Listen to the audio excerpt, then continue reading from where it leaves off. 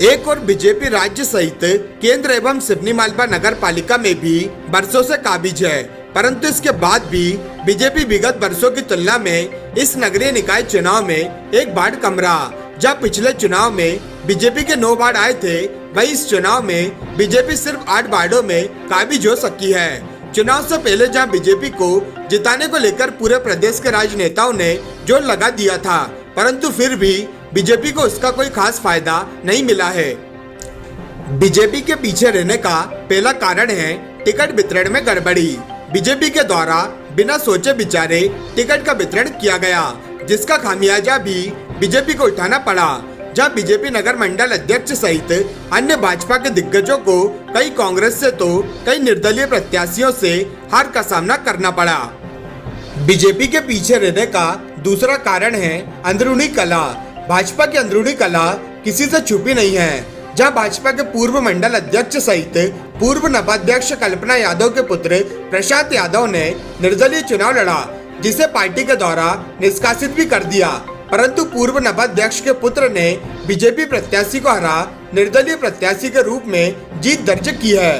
BJP के पीछे रहने का तीसरा कारण है प्रत्याशियों के विरोध के बाद भी टिकट। कई भाजपा प्रत्याशियों का बाढ़ में विरोध था।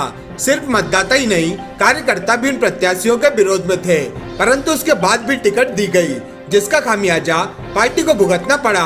वार्ड क्रमांक 2 से पूर्व में पार्षद रही मालती गौर सहित अन्य वार्डों में भी जिन प्रत्याशियों का विरोध था, उन्हें टिकट दिया गया, जिससे सभी को हार का स्वाद चखना पड़ा। बीजेपी के पीछे रहने का चौथा कारण है भ्रष्टाचार रहा मुद्दा। नगर पालिका में पिछले 5 सालों में हुआ भ्रष्टाचार किसी से छुपा हुआ नहीं है। यहाँ तक कि चुनावी सभा करने आए सीएम शिवराज सिंह चौहान ने भी मंच से ये कहा था कि जिन्होंने भ्रष्टाचार किया है उन्हें हमने टिकट नहीं दिया, परंतु ये सब सिर्फ मंच से बोलने तक ही सीमित रहा। बीजेपी के पीछे रहने का 5वां कारण है पीएम आवास में हितग्राहियों से लिए गए पैसे।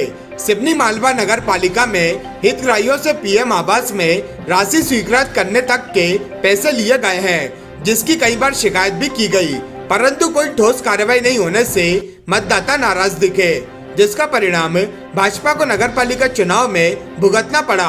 अब यह सोचने वाला विषय है कि यदि भाजपा के द्वारा इतना विकास किया गया है तो फिर क्यों भाजपा पूरे 15 वार्डों में अपनी जगह नहीं बना पाई, बल्कि पिछली बार 9 प्रत्याशी जीतकर आए थे, वो इस साल 8 कैसे हो गए?